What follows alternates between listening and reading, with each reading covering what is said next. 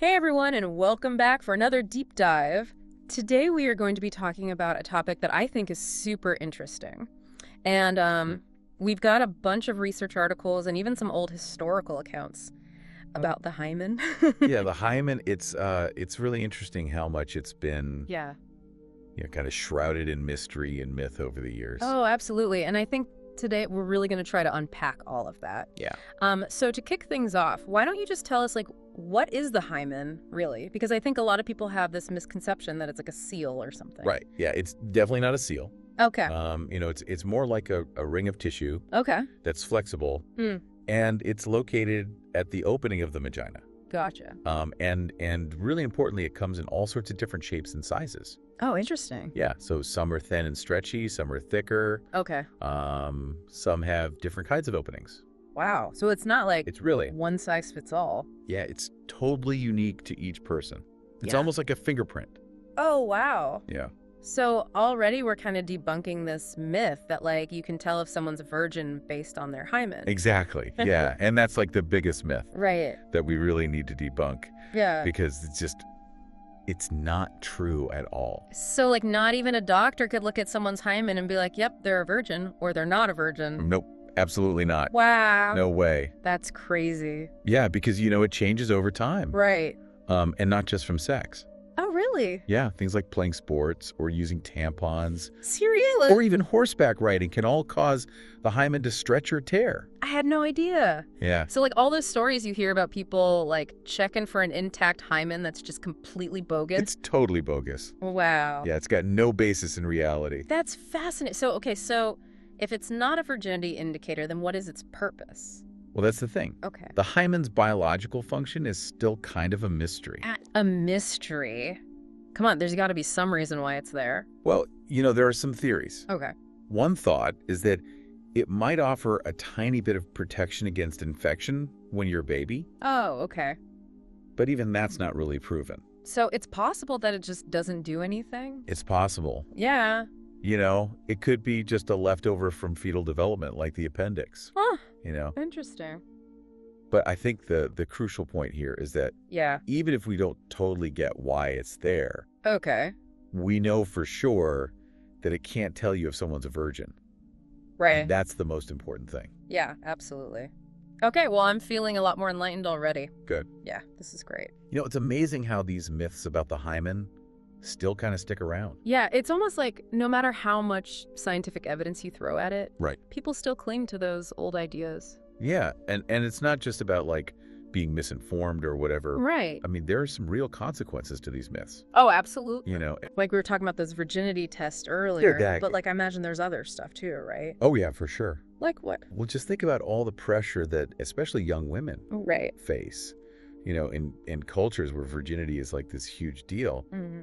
it can create so much anxiety Oh, yeah. and fear, and even lead some people to consider things like hymenoplasty. Hymenoplasty. What is that? It's basically surgery to reconstruct the hymen. So they're trying to create the appearance of virginity. Exactly. Yeah. Yeah. And often it's driven by these Wow. cultural expectations or fear of stigma. That's kind of sad. It's really sad that people feel like they have to go through that, Yeah. because of a myth. Because of a myth. Yeah. And it's not just limited to certain cultures either. Right. I mean, think about the media we consume. Yeah. Movies, TV shows, even music sometimes. Mm. It's like all these subtle messages about purity, and It's everywhere. it is, and it's been around for so long. Yeah. And I think that's why it's so important to talk about it, Absolutely. to educate ourselves, Yeah. and to really challenge those norms. Okay, but I'm sure some people listening right now are thinking okay, even if the hymen isn't a perfect virginity test, Sure. doesn't bleeding during first intercourse usually mean someone hasn't had sex before? Right. I mean, that's kind of what we've always heard. Yeah. But it's actually another misconception. Really? Yeah, and he goes back to that condom analogy. All right. Like how a condom can stretch to fit different sizes. Okay.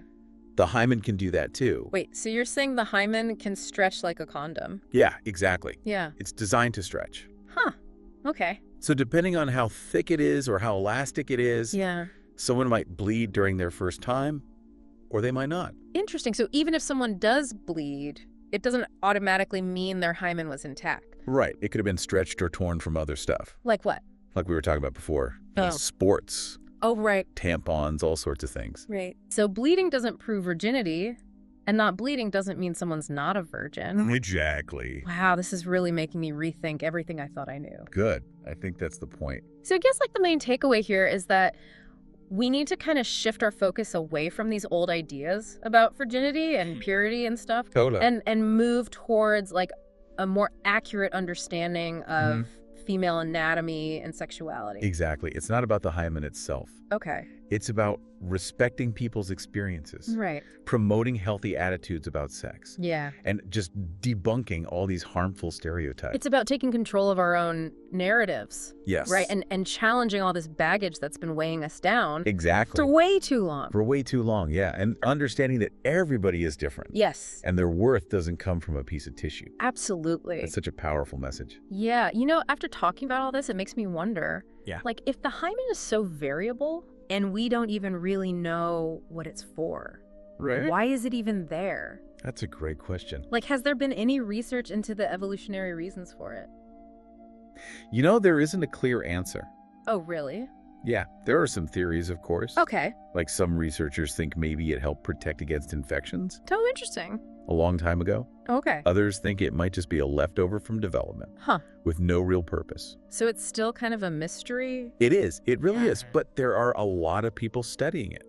That's amazing. Yeah, it's fascinating. It's like we're still figuring out our own bodies. I know. It's really cool. So if someone wants to learn more about the hymen, where should they go? Well, there are tons of great resources online and in libraries. Okay. Just make sure you're looking at reputable sources Like what? like medical journals, Gotcha. educational websites, organizations dedicated to sexual health. Okay. And of course, if you have any specific questions about your own body, Right. it's always best to talk to a healthcare provider. Absolutely. Knowledge is power, It really is. especially when it comes to our health. Yeah. Yeah. Okay. Well, this has been super insightful. Good. I'm glad. Oh, we've covered a lot of ground today, haven't we? Yeah, we really have. So much about the hymen. It's kind of amazing. It is. And I think, it shows how important it is to really question what we think we know Yeah. and to dig deeper and look for the facts. Absolutely. So before we wrap things up, Sure. maybe we can just kind of recap some of the key takeaways from our deep dive. Oh, good. So first of all, I think we really established that the hymen is not Right. a reliable indicator of virginity. No, not at all. Right? Like it can be affected by so many things, Right. from exercise to medical conditions, Yeah. and it looks different on everyone. Yeah, everybody's unique. Right. And we also talk about how Mm. bleeding during first intercourse Yeah, doesn't necessarily mean anything. it really doesn't. Some people bleed, some people don't. It just depends. It's all totally normal. Yep, totally normal. And I think the most important thing we discussed today was really the harm that these myths can cause. Absolutely. It's not just about being misinformed. Right. It's about the very real impact Yeah. that these misconceptions have on people. It's so important to remember that. Like we were talking about those virginity tests and hymenoplasty. It's just heartbreaking. It's really sad. Yeah, it really is.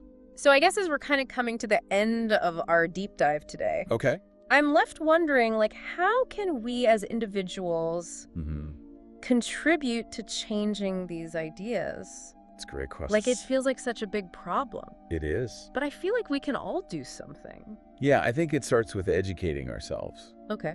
and being mindful of the language we use. We need to challenge those outdated narratives Yeah, when we hear them right. and be open to learning from other people. And just having these conversations, Exactly. like we did today. Yeah. I mean, even just talking about it Right. can help to break down those barriers Yeah, and promote a better understanding. I completely agree. Yeah, Well, this has been an amazing conversation. it has. I feel like I've learned so much, Me too. and I hope our listeners have too. Yeah, I hope so.